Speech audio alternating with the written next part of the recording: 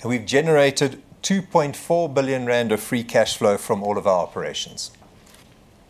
Mogalakwena had an exceptional year, increasing PGM production by 12% to nearly 1.1 million ounces, and that includes 464,000 platinum ounces, without any major capital spent. Mogalakwena had the best EBITDA margin in the portfolio, 48% for 2017. The mine generated 4 billion rand of operating free cash flow with an all-in sustaining cost of $340 per platinum ounce sold during the period. And of course that compares to $950 achieved for platinum. Our second key asset, Amandelbult, is a mine in transition, which led to a marginal decrease in PGM production of 3% to 858,000 PGM ounces. We highlighted at our interims that there was a number of steps that Amandelbult would go through to improve its profitability by reducing all-in sustaining costs down to around $820 per platinum ounce sold by 2022. Now clearly we have a massive ambition to beat both of those metrics, both the $820 and also the time frame of 2022. The chrome plant at Amandelbult was commissioned in 2016, produced a total of 650,000 tons of chrome, generating almost R500 million of cash, and contributed to Amandelbult generating an EBITDA margin of 10% and generating 91 million rand of attributable free cash flow.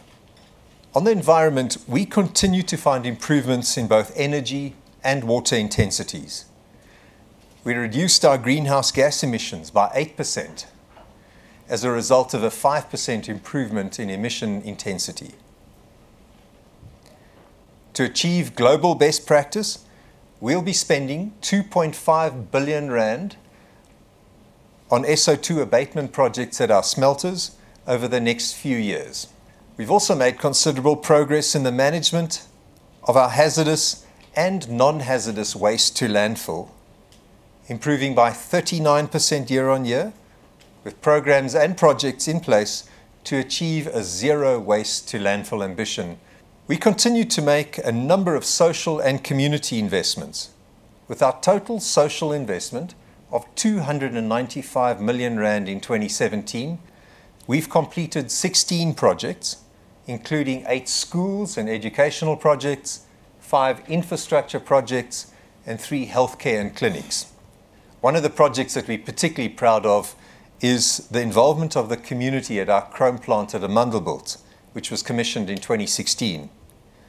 26% of the ownership of the plant is owned by BEE shareholders, which is Sianda, and also the Mansere community.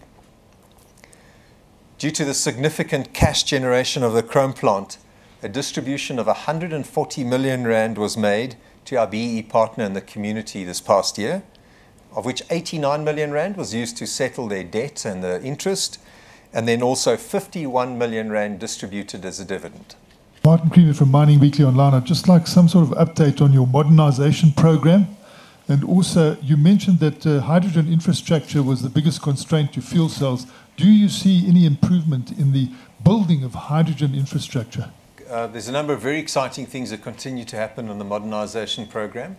I think the biggest piece that many of you will know is the work that we're doing at Twickenham, and there's everything there from low-profile board and pillar mechanised mining with some very interesting fleet now being developed. We're probably on, I don't know, Gordon Mark 6 or Mark 7 of that low-profile suite, but it's starting to look very exciting. We've got further technology that's much more way out, and that's hard rock cutting of PGM material. Many of those we've spoken about before, but we're seeing some really good progress over the last while, and we think that we are very, very close to being able to deploy some of that technology. Not yet the cutting, but certainly the low-profile mechanized equipment we think is something that we're very excited about, and it's one of the things that we're thinking about for the Amandelbult 15 East drop-down area, is to actually now deploy, even though it's in a steeper mining environment,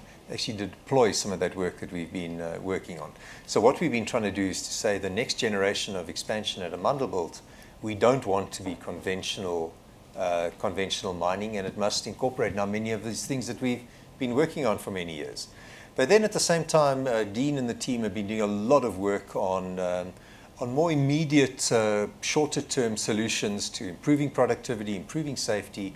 Lots of exciting things happening, in particular at Amandelbult, where we've got different drilling technology, different nets and different explosives. So lots of modernization of the existing practices, although those are not revolutionary, but we do see those as improving both the productivity and improving safety.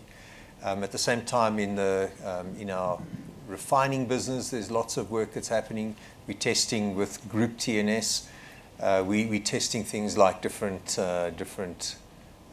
crushing and milling technologies. We're looking at opportunities for sorting. So there's some really exciting things, but not just things that we're testing. We're actually looking to push forward some of those now for implementation into our mining.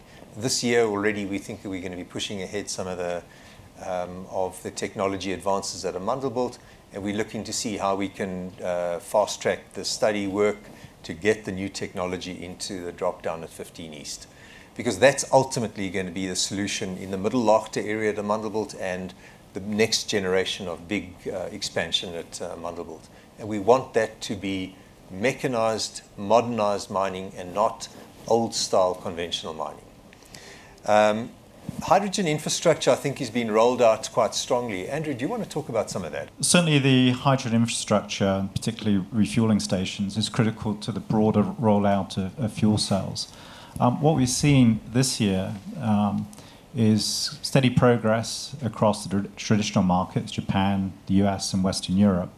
What's been most pleasing to see is the adoption of fuel cell forklift trucks in the US markets and the investment of both Amazon and Walmart into hydrogen infrastructure associated with fuel cell trucks in the delivery market.